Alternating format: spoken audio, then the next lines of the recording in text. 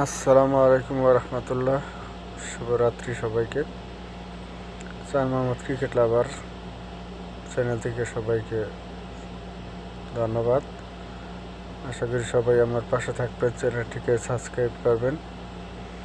আজকে নতুন ভিন্ন আলোচনা নিয়ে, যেহেতু আমি ক্রিকেট লাভার, পাশাপাশি আমি ফুটবলকেও অনেক ভালোবাসি।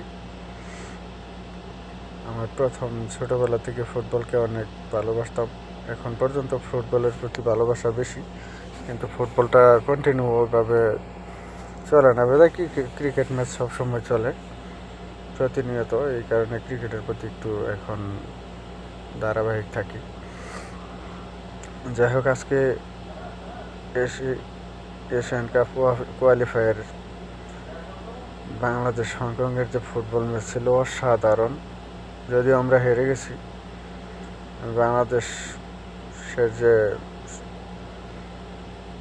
খেলোয়াড় হামজা চৌধুরী, সমীর সোম, মোরসালিন, সবাইকে ধন্যবাদ। অসাধারণ খেলেছে। যাই হোক, ফার্স্ট হাফে যেভাবে আমাদের বাংলাদেশ ডমিনেটিং করছে, এত সুন্দরভাবে ফার্স্ট হাফ আমরা যে বাংলাদেশ যে সুন্দর খেলা দেখাইছে, অসাধারণ। জানি না হঠাৎ করে ফার্স্ট হাফের লাস্ট মিনিটে 47তম মিনিট ও 48তম মিনিটে হয়তো হংকং গোল দিয়ে ফার্স্ট গোল করলো, ম্যাচ সমতায় আনলো। হঠাৎ করে কেমন জানি এলোমেলো হয়ে গেল। 45 মিনিটের পরে হংকংয়ের আক্রমণ শুরু হয়ে গেল।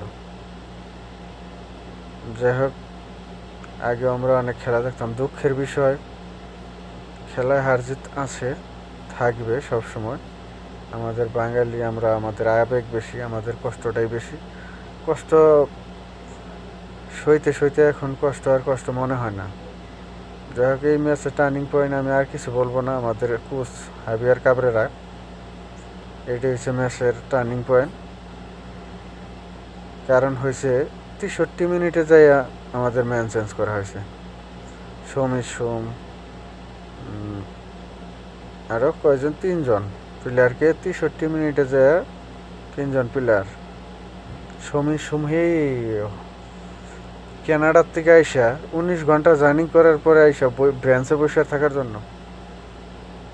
তা আমাদের আসলে অন্য কিছু না, টার্নিং পয়েন্ট হাবিয়ার কাবরেরা। উনি একদম দালাল হয়ে গেছে, বাংলাদেশটারে নিজের পকেটে ভরে নিছে। আশা করি সবাই বুঝতে পারছেন হাবিয়ার কাবরেরাকে নিষিদ্ধ